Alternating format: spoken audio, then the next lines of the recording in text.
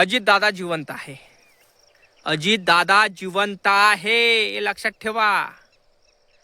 जे तुम्ही पूर्ण श्रद्धांजलीचे बॅनर लावले ना ते काढून फेका. तुम्ही म्हणा कसा तर व्हिडिओ पाहा लागेल तुले. हा व्हिडिओ पाहशील तेव्हाच माहीत पडणार तुले अजित दादा जिवंत आहे की खरीच हा खरा बोलून राहिला का खोटा बोलून राहिला आहे नाही काय. कारण कसं आहे बेटा हे गरजेचं आहे. अजित दादा जिवंत आहे. अगोदर जिवंत का आहे नाही आहे अगोदरसाठी तुला व्हिडिओ पाहा लागेल पूर्ण. समजलं का. मला सांग ज्या विमानामध्ये अजित दादा बसले होते त्याच्यासंग 6 जण बसले होते ना. विमानात 6 जण बसले होते ना.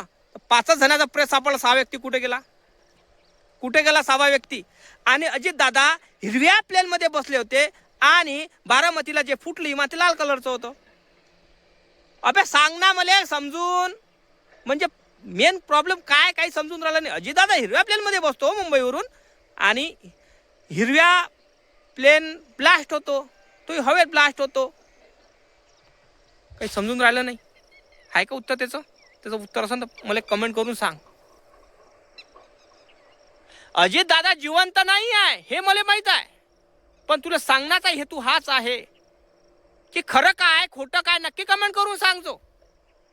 कारण अजित पवार साहेब परमेश्वरापाशी गेले आणि त्याच्या आत्म्याला शांती मिळो हे माझं मत आहे. पण माझं एकच म्हणणं आहे अजित पवार साहेबांना कोणा ना कोणा रूपात यावं आणि ज्या नराधमाने कांड केलं त्याला सजा द्यावी हे माझं मत आहे. तुमचं मत आहे ना नक्की कमेंट करून सांगा.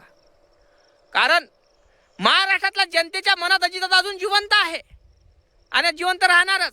आणि तो माणूस मरू शकत नाही. हो अजितदादा मरू शकत नाही. तो माणूस अमर राहिला. तो माणूस अमर झाला. देशासाठी बलिदान दिलं त्या माणसानं. पण त्या माणसाला मारण्यात आलं धोक्याने मारण्यात आलं दादा. आणि अशा मंत्रसंत्राला मारत असाल तरी चुकीची बाब आहे आणि अशा लोकांना सजा झाली पाहिजे हे माझं मत आहे. तुमचं मत आहे ना नक्की कमेंट करून सांगा. कारण अशा लोकांना मुंडे साहेबांना पण मारलं राजीव. त्यांचा खुनी सापडला नाही. करणारे कोण असेल रे. मोठे मोठे लोक राहतात मंत्री संत्री लोक राहतात मोठे मोठे उद्योगपती राहतात. अजित सांगतो तुम्हाला ह्या खुन्याच्या याच्या मागं मोठे मोठे लोक राहते. सर्वसाधारण नाही कोणाला फायदा होत नसते. अजितदादाला मारून कोणाला फायदा झाला मोठे मोठ्या लोकांना झाला आपल्याला नाही झाला. कारण कोणीतरी असन आपल्याला माहित आहे की आपण काय तर्क लावून राहिलो विचार करून राहिलो आणि चर्चा करून राहिलो ह्या गोष्टीची की बा अजितदादाचा खुनी कोण असू शकते. कारण भाऊ बोलता बोलता सर्वसामान्य माणूस मेला काय. सर्वसामान्य माणूस मेला असता माय आजाद तुझ्या बाप मेला असता कोणी मेला असता काय विषय वेगळा राहिला असता. अबे महाराष्ट्राचा उपमुख्यमंत्री मेला भाऊ. विचार करणं या गोष्टीचा विचार करायची गोष्ट नाही काय. अरे उपमुख्यमंत्र्याला मारू शकते तर सर्वसामान्याची गत काय आहे. सर्वसामान्याची जनतेची गत काय आहे. उपमुख्यमंत्र्याला मारू शकते तर सर्वसामान्य जनता का हे राहीन काय. आता लोक विमानात झाले पहिले विमानात झाले मरमर करत होते. आता अजित दादा विमानात त्यांचं निधन झालं ना त्या कारणापासून सर्वसामान्य जनताच काय कोणीही म्हणते विमानात जात नाही भाऊ. गाडीनं जाईन पण विमानानं जात नाही. समजलं काय. कारण विमान फुटते म्हणते. विमान फुटते. सांगा एक धाक बसला धाक. अजितदादा गेल्यापासून एक धाक बसला सर्वसामान्य जनतेच्या मनात की विमान फुटते हे विमान चांगलं नसते. विमानात बॉम्ब ब्लास्ट होते.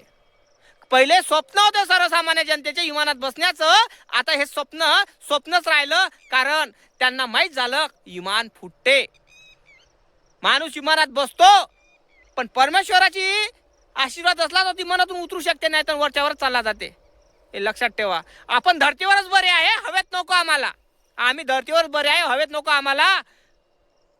त्या कारणाने तुम्हाला सांगतो अजित दादाचा गेम हा प्लॅनिंग ने केला असेल.